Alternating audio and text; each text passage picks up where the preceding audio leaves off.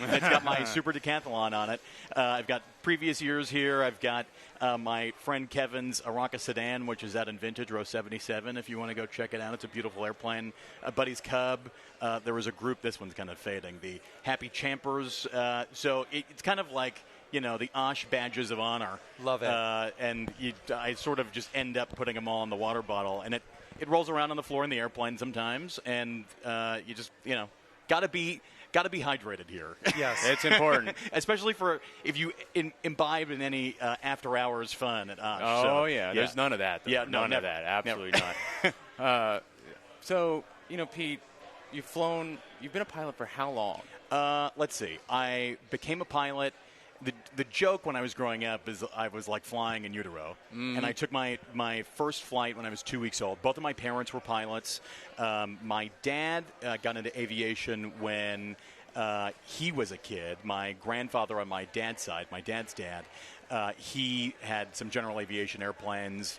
When my dad was young, he had a Stinson at one point, but the family grew and they sort of got out of little airplanes. So later in life, when he met my mom, they were very into sailing. He was working for a company that had an airplane, and it was a sales company, and their territory was the Delmarva area, so Maryland, Delaware, and Virginia, and D.C., and that's an area that has hellacious traffic, and so they were sort of flying around some to do sales calls. So my dad got his pilot's license because he was exposed to it. My mom also got exposed to it through that. She got her pilot's license. My parents took ground school at the same time. And so I sort of was born into flying. I'm really fortunate and lucky in that way. I very much sort of recognize my privilege in that regard. And so to answer your question, I grew up around aviation. My mom had a flight school. She was an air show pilot. And I became a pilot around the time I was 18. I got my private certificate in 2007.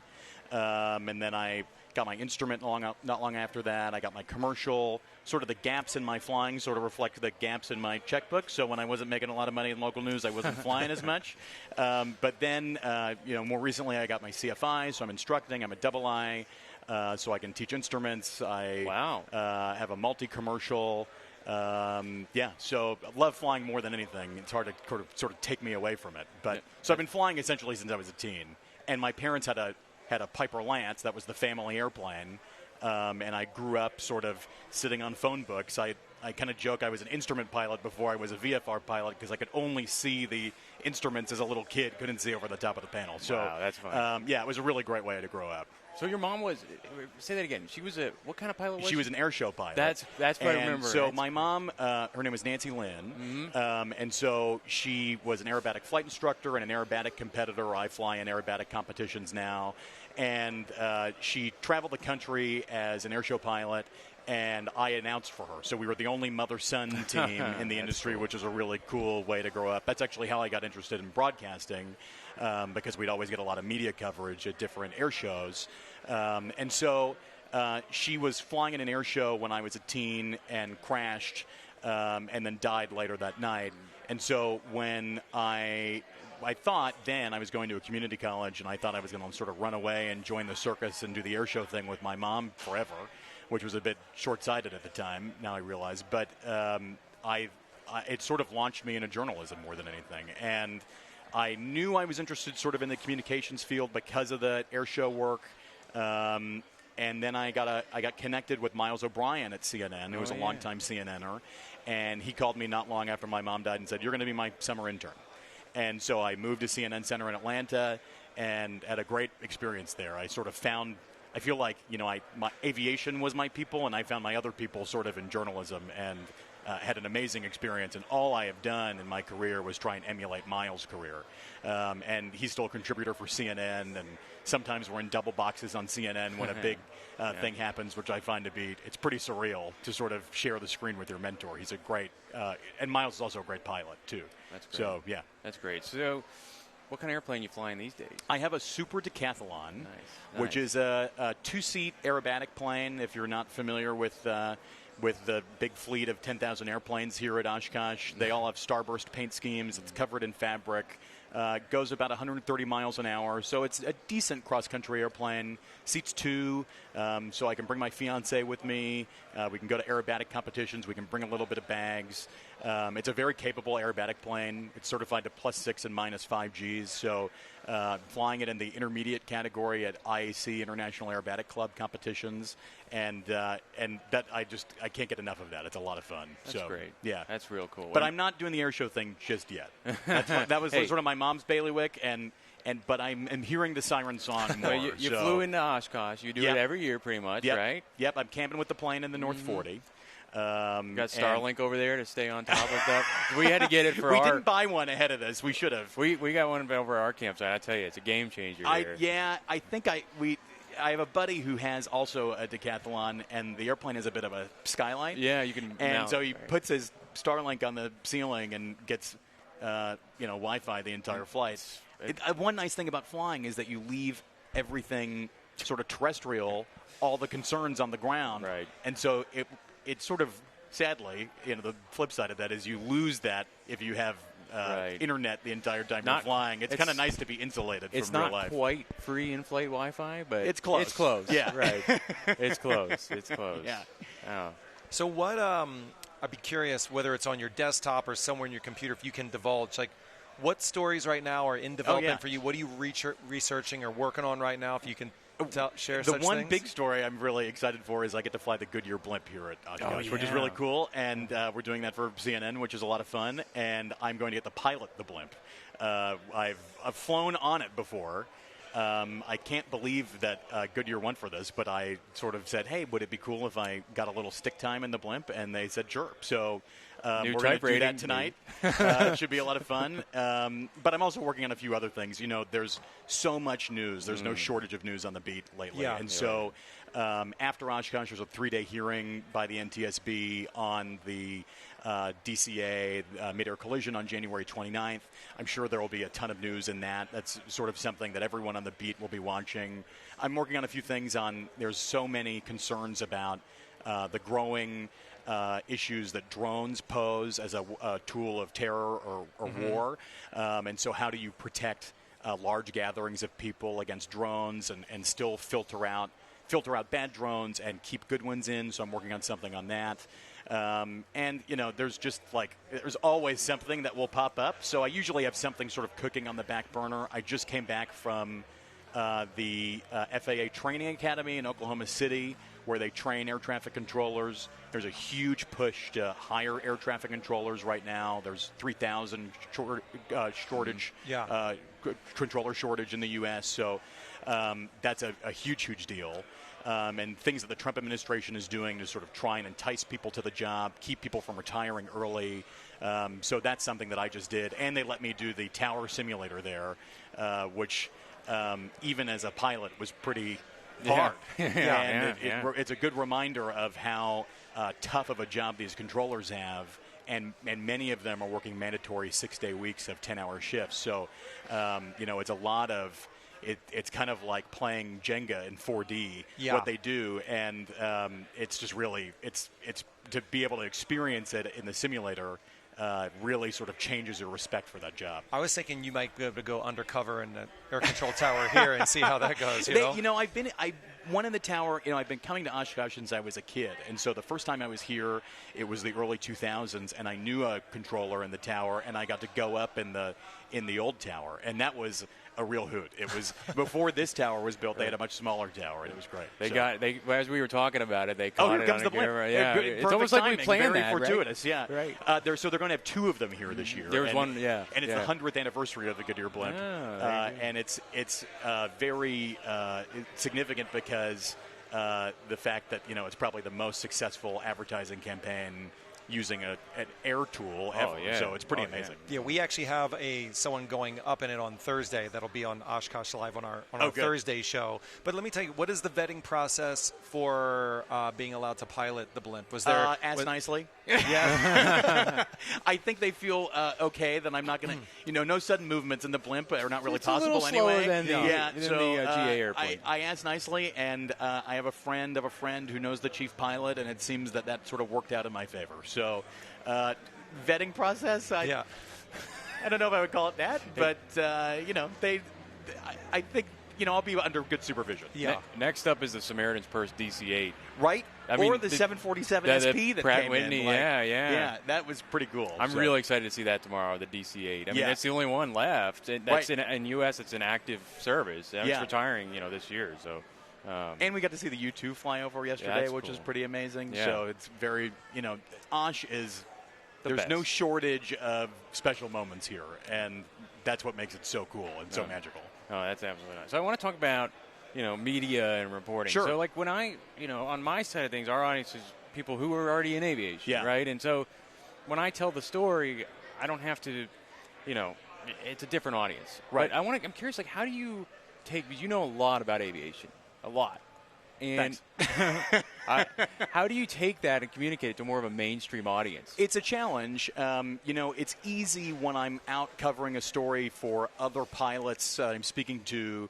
If they know my background, they switch into aviation language. Right. And aviation truly is another language. It like is. if you look at the pilot controller glossary, which is, like the dictionary for pilots, there are 3,000 terms and about 2,000 of them are acronyms. Yeah. So it's really important, I think, to sort of, I treat it almost like I'm teaching a brand new flying student. And I've taken students from zero to first solo to their license. I just try to sort of take people from the unknown to the known and speak to them like a normal person. And it really, it can be really tricky to sort of break things down. And the real, rub with that is you don't want to break it down too much to the point that it's inaccurate. You don't want to make it overly simple. And there's a lot of nuance in aviation. And so I really just try to sort of meet people where they're at. And that takes some practice. And but I do really think of it like a flying lesson. Like I'm just taking somebody from nothing from zero to hero. So it's a lot of fun. Yeah. Is there any story, or is there a story that comes to mind? One of the things I wanted to ask you was, especially in this universe, how difficult some of these stories must be from just a human POV. Oh, yeah. What comes to mind, like a story that was particularly just, wore on you, was very emotional for you? I think that the midair over DCA in January was really tough, and I knew people who were out there as part of the search party that night.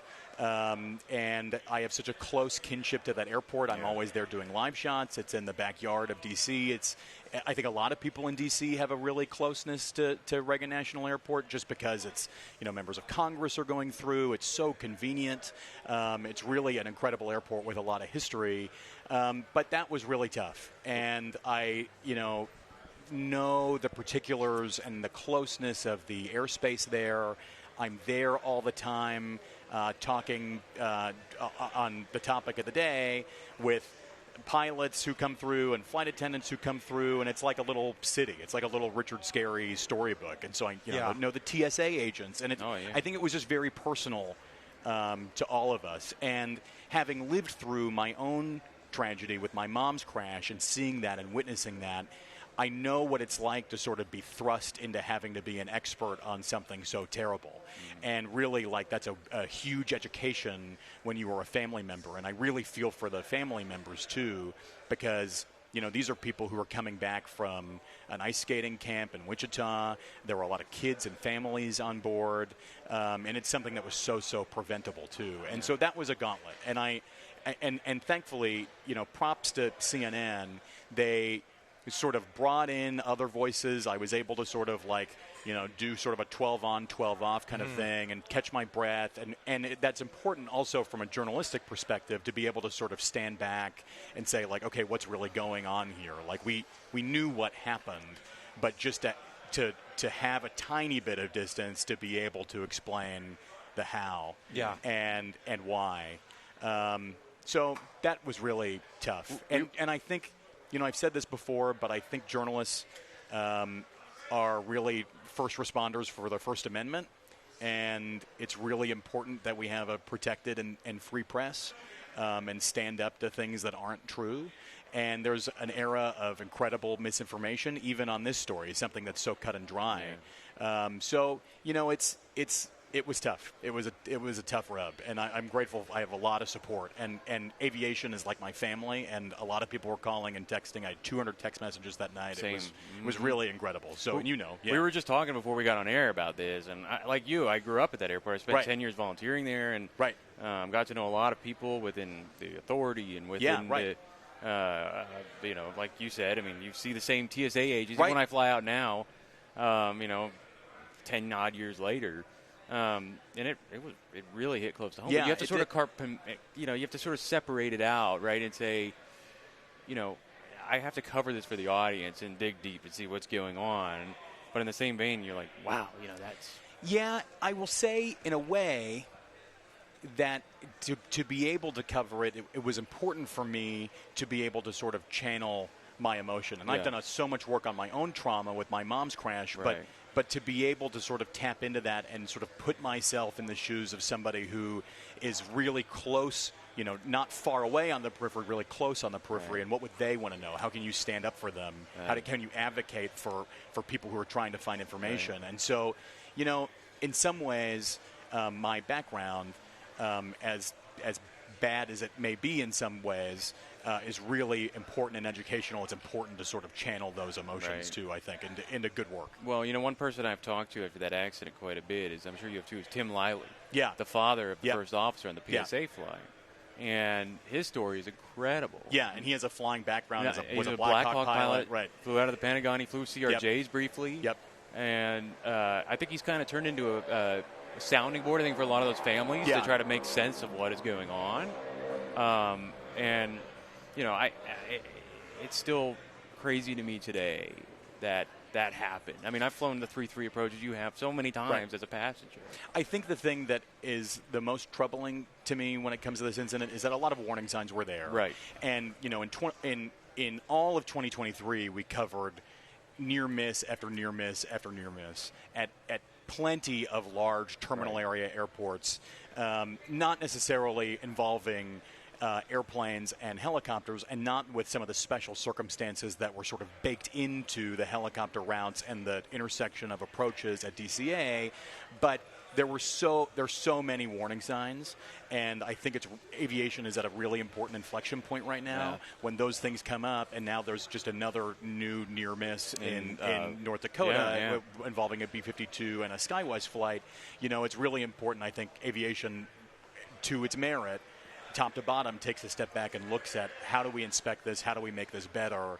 It's not to lay blame or point fingers. It's to figure out what went wrong and how to make it a thing that has become a headline, an irregularity, something that has not happened with a lot of frequency. And I just asked Chair Hamidi from the NTSB when she was on, after that was the DCA incident and this most recent one, and there's been others in between, what can the FAA do? What do they think the FAA can do to help that symbiosis, I like to call it, between military and GA, anything civilian?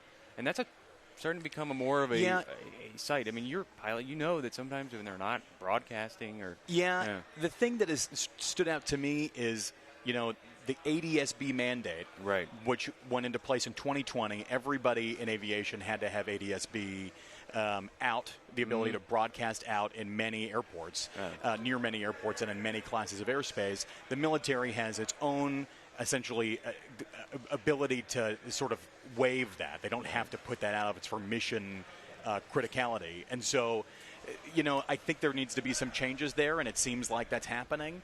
And, coming into the most busy airspace in the world here right now, we're all using ADSB. Right. We're all being able to follow the airplane in front of us and see the tail number and what they're doing and which way they're going. It's one of the reasons why the arrival procedures at Oshkosh are so successful and so safe. So, hopefully there is some regulatory change when it comes to that. Yeah. Do you have anything to add there? No, I mean, that was powerful. I mean, I wanted to ask that question, and now just thinking about that happening in our collective backyard, with your own personal story, it's like that confluence of that moment is kind of extraordinary that it even happened, that you were the person to be the voice there for that. I mean, I was sitting at home on my couch And that makes it sound like I was waiting for something bad to happen. That's not what I was doing. I had just done a story that day. My fiance and I were watching TV. I got a phone call from a friend who is at the D.C. Fire Department, and I was like, why is he calling me at this hour at 9 p.m.? And then I got a call from our assignment desk saying, hey, we think a plane went down in the Potomac. You need to come in. Thankfully, I live really close to the office, and so I was on TV almost right away. Yeah.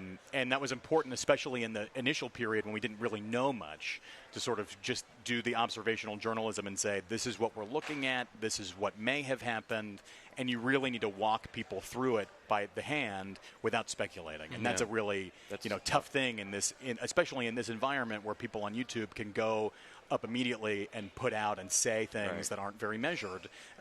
It's really, really important to have the standards that we have and that so many journalists have. Well, yeah, and I like you, I was sitting on my couch. Right. It was at my time it was an hour before, and I was scrolling through. I'm still very active in the DC, plane spotter and Facebook and pilot communities, whatever. And so I was seeing this stuff, and I was seeing these chatter about a lot of vehicles were headed to DCA, and I was like, maybe it's an aircraft alert. Normally those go to Dulles, though. Maybe it's a drill. Maybe it's a drill, or maybe it was a smaller accident involving something else in the river. My mind didn't want to believe it at first. That's where I was. I was in denial for a long time that was an airliner until as the night went on and the wee odd hours of the morning there, it started to become very clear. Yeah, and we all know the history of DC. In that the Air Florida crash of 1982, and that plane ended up hitting the 14th Street Bridge. That was a horrible tragedy also, and that is something that is so baked into the local history and in aviation history too. And so, there were a lot of echoes there in some ways, and I think, it's hard to ignore. No, you're right. So you're a flight instructor, and I was talking to Chair Hamidi earlier about this, but you have a younger generation coming into the aviation now. And with that, how do you, what do you think from a flight instructor side? Like, what's the way to build your curriculum now around that greener sort of individual? That's interesting. I think that aviation it really needs to rise to the occasion now because there's so many shortages, not only of pilots, also of air traffic controllers, also of maintenance technicians. Like, we need people. And so that's why something like Oshkosh is so important, and air shows are so important, because in a very fenced-off reality of aviation now, in a post-9/11 world where, someone from my dad's or mom's generation could almost go up and touch an airplane very easily and access it with not a lot of barriers, now it's become much harder. And so, air shows are the best way, I think, for the public to experience aviation, to smell it, to feel it, to taste it. It is really incredible. That's why Oshkosh is also so important. To have AirVenture, to have 750,000 people here over a week is just something that's so, from every part of the world is so key.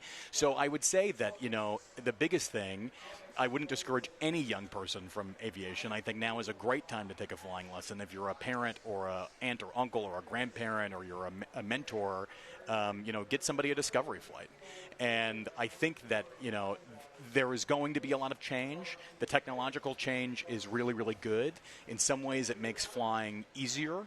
And in a way more accessible. We're in the Redbird booth right now. These simulators, the fidelity is so incredible. These are FAA certificated. These simulators can be used as a facsimile for instrument flying. You can keep your currency up on it. I have a friend who teaches a high school class in Northern California, where they recently got a bunch of these simulators, and so it's a way to sort of meet people where they're at. It's essentially bringing aviation to the classrooms. It's a pretty incredible thing. But I think it's important for every sort of young person to have a bit of aviation literacy, and hopefully young people sort of see that there is a lot of growth opportunity in aviation. Oh, and by the way, it's really cool and fun. Oh, yeah. There's that. There's that part, too. It's amazing. And so, and I think, when it comes to the curriculum of teaching, the technology is good, but you can't ignore the fundamentals. Right. And so many incidents are still caused by loss of control. That's the top killer of pilots in the United States. To fly airplanes and to have really good a tactile feel of what an airplane can do and where the full edges of the envelope are, you do learn that generally in smaller airplanes. And you can replicate it in some ways in simulators, but you don't want